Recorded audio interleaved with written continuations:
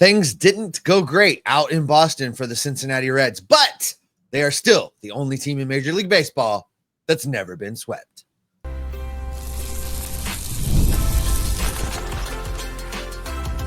You are Locked On Reds, your daily Cincinnati Reds podcast, part of the Locked On Podcast Network, your team every day.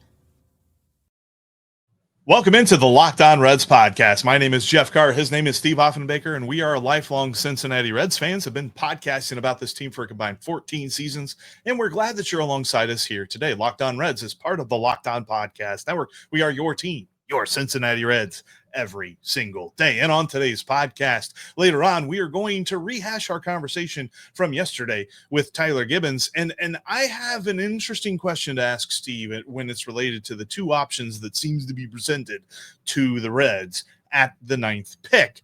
We'll get into that later on in the show. In a few minutes, I want to dissect a few current Reds who have contract questions coming up this off season as we look ahead on this off day, because I think there's a few of them that don't have easy answers. We'll talk about that in a few minutes. But I want to start, of course, with another avoided sweep by our Cincinnati Reds. That's all coming up here on today's Locked On Reds podcast that is brought to you by Game Time. Download the Game Time app today, create an account, and use the promo code LOCKEDONMLB for $20 off your first purchase.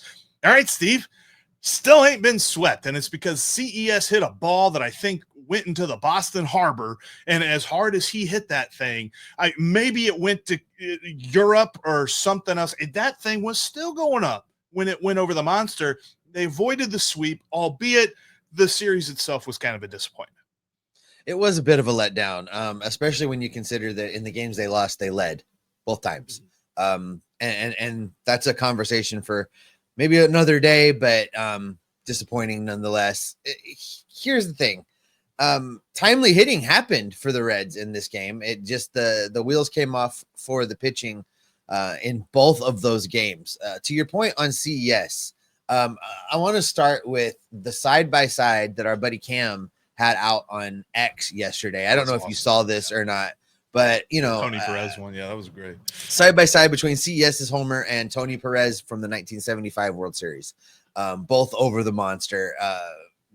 Monster looks different 50 years later. It does. You know, no seats on top of the monster, the sit-go sign, nice and visible in the 1975 shot, but looks a little bit different. But that was fun to see those things side by side.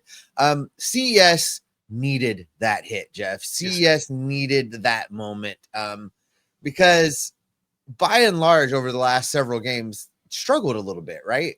You kind of wonder what CES going to do, what's going to happen with CES when Noelvi Marte is ready to go. Was CES going to be sent down? That's the undertone of the whole thing, and he needed a big moment.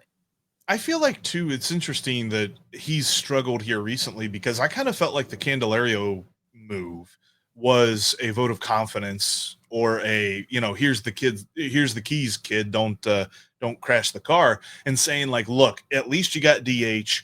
We'll play you at third base some, we'll play you at first base some, but you're definitely going to DH whenever Tyler Stephenson's not DHing. And so that opened up more ability for him to get onto the field. And ever since that time, he's just not been doing very well. But that home run was so impressive for the fact that if you watch the replay on that, it did not look like he put his max effort into that swing. He didn't have a full follow through. It looked like a contact swing. It was a 2-strike swing, right? Like he was making sure that he made contact with that ball. And it's still flying somewhere. Like I cannot believe. And that is the reason why it's so hard to give up on a guy like CES, because he has that power. And if you could just figure out, you know, the plate discipline and the contact thing, like, man, he could be that cleanup hitter. The thing, and I want to circle back to what you said about the pitching, because that was my other takeaway. Like, obviously CES, and there was a lot of fun there. And gosh, it was hilarious to see the fielding breakdown from the Red Sox. It's nice when it happens to other people, right? Not the Reds. And the reaction of the dugout was priceless. But I thought, for me, my big takeaway from this was I wonder how well they scouted the Red Sox lineup. My big question from this was, what did advanced scouting tell them? Because John Sadak and Tommy Thrall, if you listen to the radio broadcast, if you watch the TV broadcast, they constantly said this Red Sox team is very aggressive. They swing at the first pitch a lot. They swing a lot. They don't take a lot of pitches. And the Reds were just pounding the zone. I wonder if they didn't have a wrong scouting report, or maybe they just thought they didn't need the scouting report, like nibble around the edges a little. This is one of those series where I wouldn't have minded if the pitchers nibbled a little bit, because it seemed like the Red Sox were going to swing, but they were giving them some really good pitches in the strike zone to hit. Yeah. Sometimes you have to adjust what you're doing based on what the other team's strengths and weaknesses are. And it really felt to me like the Reds came into this series. And granted, this team was kind of on a roll, right? 6 out of 8 series before this. 6 out of 7. Yeah. Now they're 6 out of 7. Yeah. Now they're 6 out of 8. Yeah, 6 out of 7 series. I think you're right. I don't think they put themselves in the best position to be successful. I talk about this all the time. That's like my go-to mantra, right? Like, you have to put players in positions to be successful. And with the pitching specifically, I wonder if Derek Johnson shouldn't have changed the approach, the game plan just a little bit, specifically to your point of don't give them a first pitch to hit. Throw something that's going to sweep out of the zone. Start off with a breaking pitch. Do something different. Maybe that leads to a different result. Ultimately, they just kept letting the Red Sox chip away and get back in it in a way that, again, this team has lost as the most frustrating ways possible through this stretch where we asked them to do certain things. You and I had an interesting exchange because I'm like, they're exceeding expectations, but I'm still mad. And you're like, you can't be mad when they're exceeding expectations. And I don't know what to do with that, because you're both wrong and right at the same time. And it caused me to reboot. I don't know what's happening. Welcome to life, friend.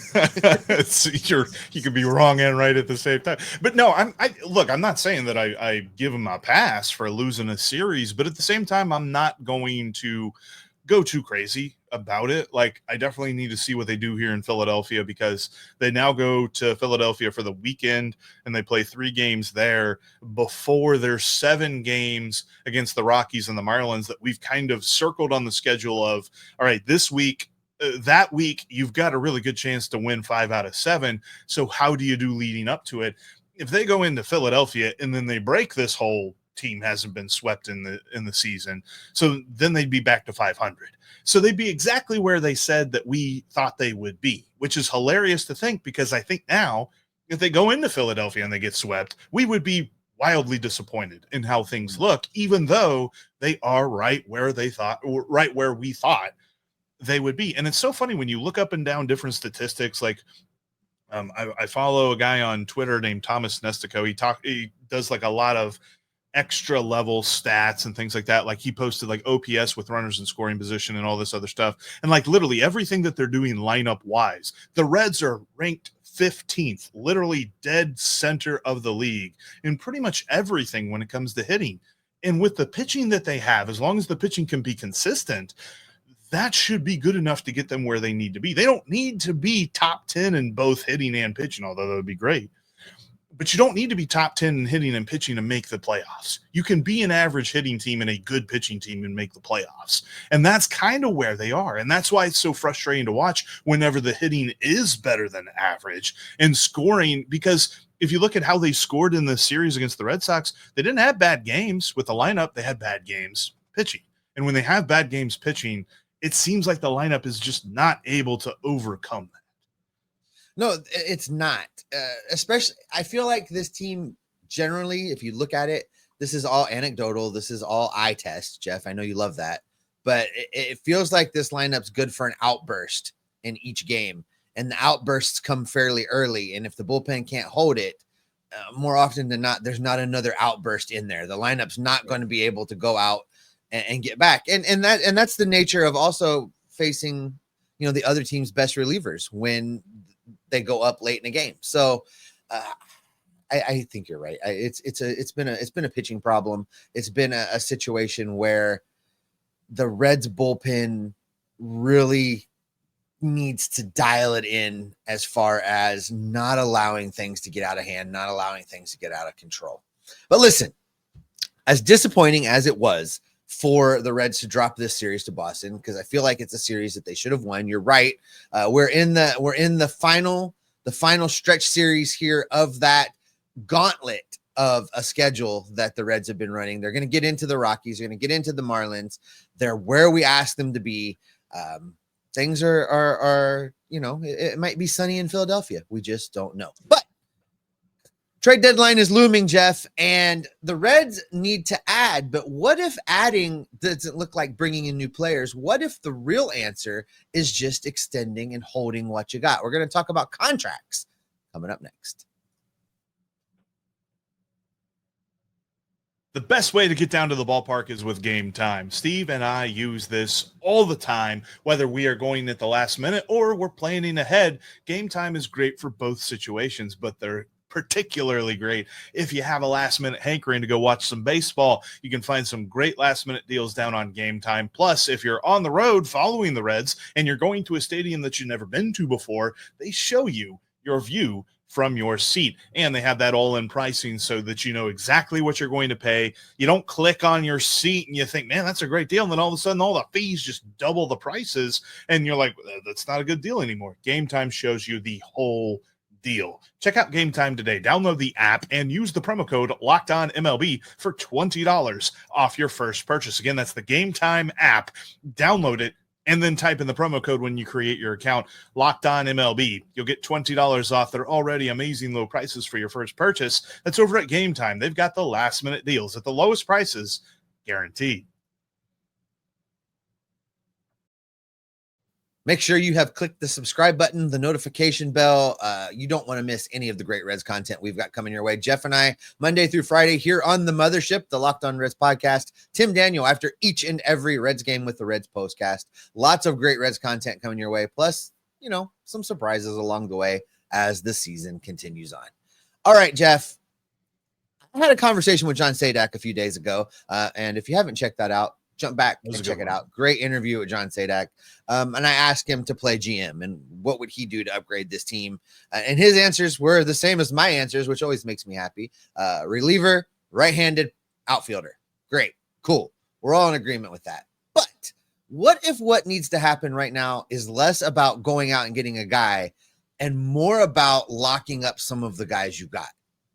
Yeah, I think that there's an interesting situation brewing with a couple of different players on this roster, because as much as we talked about in years past, and as much as Nick Krall has alluded to, the idea of the Reds operating more like the Tampa Bay Rays, that means that there are a couple of guys that should be on the trading block because they don't have extended contracts, and they're Tyler Stephenson and Gavin Lux, because both those guys have one more year of team control past this season. Now, I don't believe that either one is, and so that makes you wonder how closely to the Rays the Reds are operating, and maybe there's other areas that they meant that to be, but I think it's interesting that the Reds extended Jose Trevino the moment that they got him because they said that they loved everything that they saw, and it looks like they were very smart to do so because he's having a very nice season.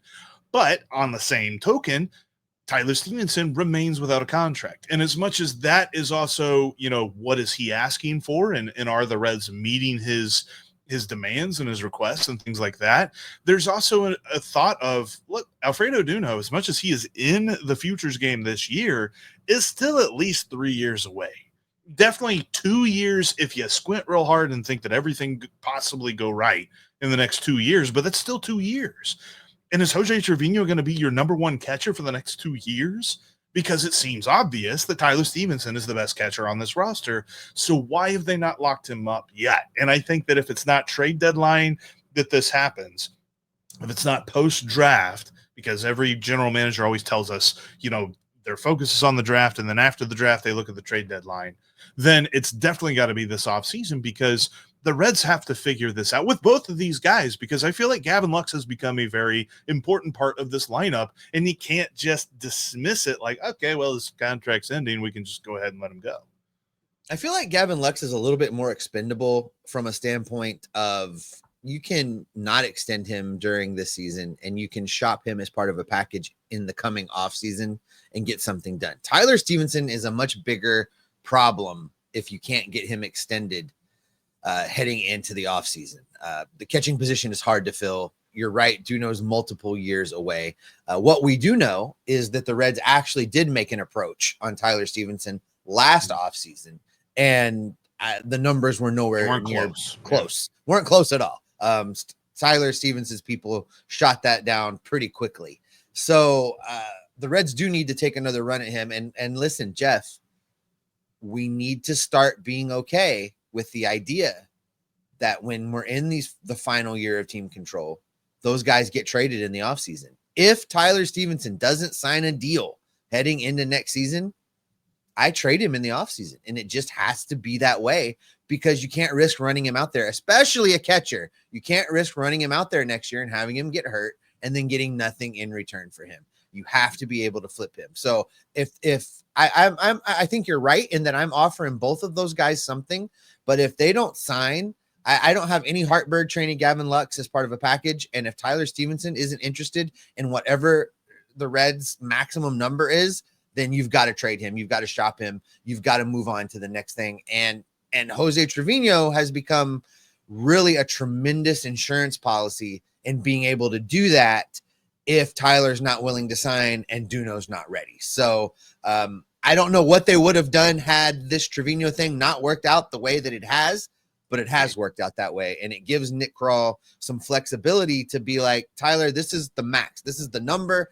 And if Stephenson's people say no, well, then you know what you got to do. No, I agree with that. And I think that's going to be the tough part of like the Guardians, the Rays are, and even the Cardinals are organizations that the way that they are run, I envy. And I wish that the Reds ran that way. And so there's probably going to be some things that they do that if they are running like a efficient baseball team, we're probably not going to love as fans, but if it translates into wins, that's what we want. Like I want that World Series trophy. And if it means we got to trade Tyler Stephenson to do it, let's go do it. But I do know this, Steve, like on top of those guys, there's another interesting conversation to be had. And this isn't necessarily something they can figure out now because it is an option situation. But we talked about whenever the Reds signed Austin Hayes, it was a 1 year plus a mutual option. So the team and the player have to agree on what they do with that option. I think that we understood that as long as he was healthy, that option was not going to get picked up, probably from Hayes' side because he thought he was going to make more money in free agency. But he's dealt with injuries to this point in the season, and as effective as he has been while he's been healthy, I wonder, and there's still plenty of season left for him to prove one way or the other on this, but looking at it now, I kind of feel like both sides are leaning or would lean toward picking up that option for next year and Hayes being a part of the Reds next season. It's interesting to kind of game it out because I think from Austin Hayes' side of this, from his representation side of this, it's too early for him to pull the trigger on a mutual option. I don't think it's too early for the Reds to say, you've been hurt, but when you've been healthy, we've really liked what we've saw. Let's go ahead. We're ready to pull the trigger on that option, keep you around next year. And let's see if we can get a full healthy year here in Cincinnati for you to do whatever. And it's for $12 million. It's not like it's for like 25. It's not crazy money. Million. Right. Yeah. It's not crazy money, but I think from Austin Hayes' standpoint, you hit the nail on the head also in that there's a lot of time. There's a lot of time. If he remains healthy the rest of the way from right now, that's a lot of baseball. It's basically the whole second half that he could put up big numbers, which he could then parlay into a new contract. Here's what I think is much more likely. I think he won't be willing to accept the mutual, but if the Reds play their cards right at the very beginning of the offseason, they could do a sign and replace, a new deal for a little bit more money than what the option would have been that would keep Austin Hayes in Cincinnati. That's probably the most likely scenario of keeping Austin Hayes here. If it's not going to be that, it's going to be Austin Hayes exploring free agency and get a bigger deal someplace else. Because it's another scenario that we've talked about a lot, right? Like there is nobody else replacing Austin Hayes if he goes. Like Hector Rodriguez might be up next year, but the Reds are not letting Austin Hayes go because Hector Rodriguez is ready to go. Like Hector Rodriguez looks like a very intriguing talent and has kind of been like awesome down in AAA. But we always talk about this. There's a big gap between being good in AAA and even being average in the major leagues. Like, you've got to bridge a gap that you can't figure out in AAA. So at some point, he's going to be up here and he's going to be learning that. But the Reds can't bet on that and say, yeah, no, we're good letting Austin Hayes go. If Austin Hayes goes, you and I are going to have to figure out how to spend an offseason talking about the Reds needing to go get a right-handed power outfield bat. I don't know if we can do that. I don't know how to do that for the fourth year in a row. But yes, it's clear that the Reds have some contract issues. And as much as, looking at this trade deadline and even looking ahead to the offseason, the Reds do need to add in some key areas. They've also got to make sure that they retain some of the current players that they have. But also, Steve, speaking of the future, we had a great conversation with Tyler Gibbons yesterday, looking ahead at this MLB draft and how the Reds might attack it from a strategy standpoint. And I kind of feel like there's two players that we really have to discuss as to whether the Reds should go college hitter or high school pitcher. And I think that there's a key question that we must answer before we can answer which player that they get. Get the supplies you need from the site made for the skilled trades, Supply House. Whether you're in plumbing, HVAC, or electrical work, Supply House is the reliable way to order products online. Their easy-to-use website is packed with helpful resources and the latest product info to help you get the job done right. Plus, with a complete inventory of over 200,000 parts from 400-plus top brands, you'll find exactly what you need delivered fast from coast to coast. Need help with an order? Supply House offers export support and industry-leading service, so you'll always talk to a real person. For the trade pros looking for an extra edge, their free TradeMaster program offers exclusive perks like a dedicated phone line, free shipping, and discounts on every order. Thousands of skilled professionals are already taking advantage, and now it's your turn. Join the TradeMaster program today at supplyhouse.com/TM and start ordering plumbing, HVAC, and electrical supplies with just a few clicks. Use the promo code SH5, and you're going to get an additional 5% off your first order. All of that at supplyhouse.com. If you can't watch us on YouTube, you can always listen to us on your favorite podcast app. We're on all of them out there. Go check us out today.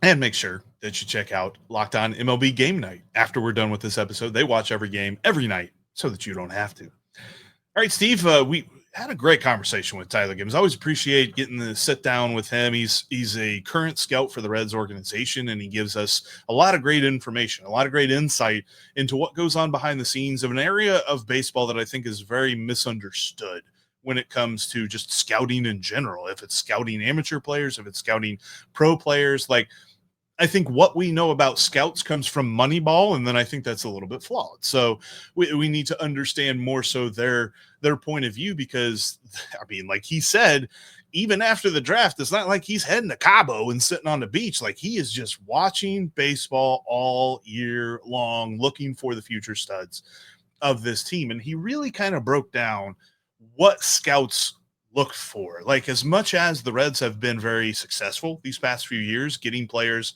that make it to the major leagues quickly, he said it's not like we're looking for that. We are looking at players and we are envisioning the finished product, whatever that might be. If that's 1 year from now or if that's 3 years from now, this is who we're drafting. We're not drafting based on how quickly they move through.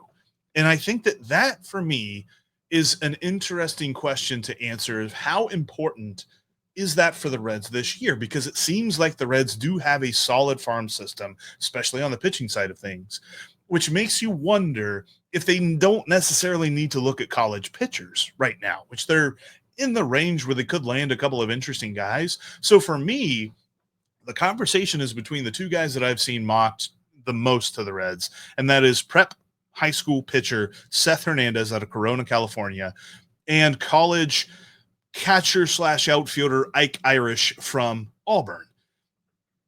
Given the two profiles, I'm not asking you to pick like the specific guy, but the two profiles, pitcher who could be your ace 3 years from now, or hitter who could be a solid dude. I'm thinking like a Spencer Steer type dude that you could have in a year. Which one are you going with? I'm going Ike Irish all the way. I'm going the college hitter. And I wanted to get into this more with Tyler yesterday, Jeff, but we ran out of time. Taking the prep players, feels like such a gamble to me. And you absolutely couldn't do it when you got the second pick in the draft, when you have the first pick in the draft, when it was a no-brainer to take Chase Burns, really. And I know we all talked about Condon for a long time, but at the end of the day, the Reds made the right decision, and Chase Burns is going to be a good one for a long time. And we knew that, and it was all right there in front of us. We saw it at Wake. We knew exactly what the Reds were getting. When you take a high school kid, you have absolutely no idea what you're getting. It could be great. It could be not. It's going to take years. Nobody knows. And by the time the kid comes up, you don't even remember when the draft happened. The Reds need a hitter. The Reds need somebody you give me another Spencer Steer on this roster right now. Absolutely.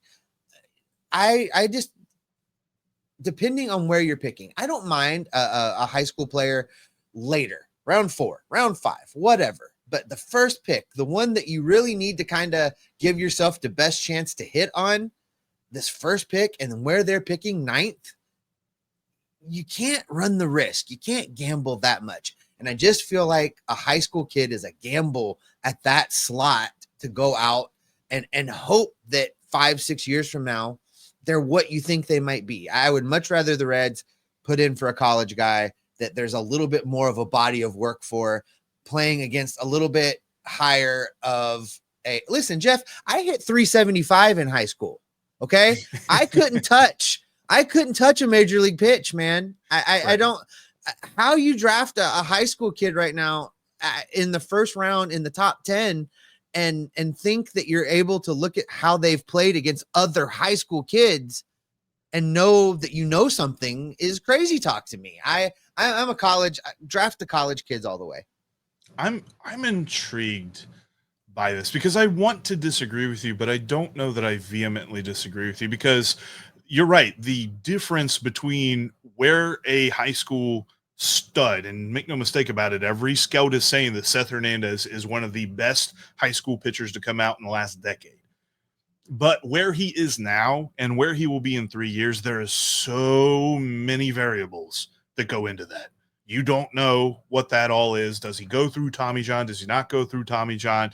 Does he, are the lights too big? So many different things have to be answered, and you can't answer them until you draft them and until you put them into your system. And when it comes to how the draft works, as far as like percentage chance of players making it to the major leagues, and trust me, we know in years past that the Reds picking in the first round doesn't necessarily mean they're picking a guy that makes the majors. There's been plenty of guys that didn't even touch Cincinnati. But first round picks have a great, like around 20% chance. Second round picks have around like a 10% chance. Third round and past, like you're looking at 5% or less of actually making it all the way to the major leagues. And so if you're using that first round pick on somebody who adds more variance to that 20%, that's kind of tough. And so I will not be mad if the Reds end up going with Seth Hernandez, but it sounds like he might not be available at number 9. But if the Reds had that choice between Seth Hernandez and Ike Irish at number 9, I think I'm going Ike Irish as well, because his scouting report really says great things about his plate discipline, his pitch recognition, and his ability to contact the baseball. Where we have been so excited, we talked about earlier on in the show, the power that CES has, but obviously his opportunity in his growth area is making more contact. Ike Irish is flipped. He has solid power, not amazing power, but solid power, but good contact ability. I need that. And I really want to hope, I really hope that the Reds have this opportunity and they have this decision and they go with Ike Irish as well. I don't necessarily. You buried the lead, because they would be getting a guy that already can catch and play outfield. They love that in Cincinnati. I mean, just ask Tyler Stephenson. Ask Tyler Stephenson, as how much he likes to play the outfield. But it's interesting too, because I was talking with Zach Blackerby, our host of Locked On Auburn, and he was like, Ike Irish is so talented, but at the same time, I was very impressed to see that he started playing outfield this year for Auburn, and he looked fine in the outfield. He didn't look like it was too big for him. And all scouts are saying that he has a really good arm. So if you can just teach him to be a really solid defender, make good routes to the ball and things like that, then you're talking about a good arm with a good bat. You probably put him 5th or 6th in your lineup, something like that. Like I said, like a Spencer Steer type dude. I mean, if you could load up your lineup with Spencer Steers, you're looking pretty solid for the 160. That team would win a lot of games. You know, Yeah. you have continued to call Spencer Steer the mashed potatoes, which I think is hilarious. And I'm sure that if Spencer were to hear it, he would hate it. But it's absolutely right. You know, it's not the highlight of the meal, but everybody loves it. Everybody loves the mashed potatoes. And the plate is totally off without it. Yeah. Right. And everybody loves a Spencer Steer in the lineup. And if you can have multiple of those guys that just go out and do their thing and can play a couple positions and hit the ball and give you some power, there is absolutely nothing wrong with drafting that guy. And you're right. I would love for the Reds to go out and get 6 or 7 Spencer Steers. I think, I mean, we're definitely going to cover some different angles and some other different possibilities that the Reds could look at as we lead up to the draft next weekend, not this weekend, but next weekend. So we're going to look at some different players, but color Locked On Reds and Ike Irish podcast. Because trust me, if they get a Reds jersey and it says Irish on the back of it, 1000% I'm in on that. You know, I've got my my St. Patrick's Day jersey that's I pulled it in the grab bag, if you recall. And it's a blank on the back. Give me a player named Irish to put on. I will add the number in the name perfectly. And will that be the most sold jersey in Cincinnati if that happens? It might be. At least for that one day of the year, everybody will be sporting that guy's jersey. And that is where we're going to go ahead and wrap it up for today. Thanks, as always, for making Locked On Reds your first listen each and every day. We appreciate you being here. Now go check out the Locked On MLB feed for your second listen. Lots of fun stuff going on over there. You got Paul Francis Sullivan. You better call him Sully or he'll get mad. He has a national perspective on Major League Baseball that's very informed, very intriguing, very interesting. And he's a funny guy. He tells some jokes along the way. Love Sully. And then we've got MLB Game Night over there in that feed, folks. They're watching every single game, every single night, so you don't have to. It's a great breakdown. Lots of participation from all of the hosts from the Locked On Podcast Network. Your teams every day across the league, bringing their expertise to a national show. Make sure you go check that out. We'll be back in your feeds tomorrow as we head into this series with the Philadelphia Phillies. We're going to keep gathering up the news, the notes, the information, the rumors, and the reports, and can bring it all right back here to keep you locked on Reds every single day. If the Reds pick Ike Irish, I'm definitely doing an accent on that episode. Well, laddies and lassies, the Reds got a dandy of a pick on that one. Oh, boy. Are we eating haggis? I'm not eating haggis, Jeff. I'm not doing it. Scottish. Unless there is it. I don't know.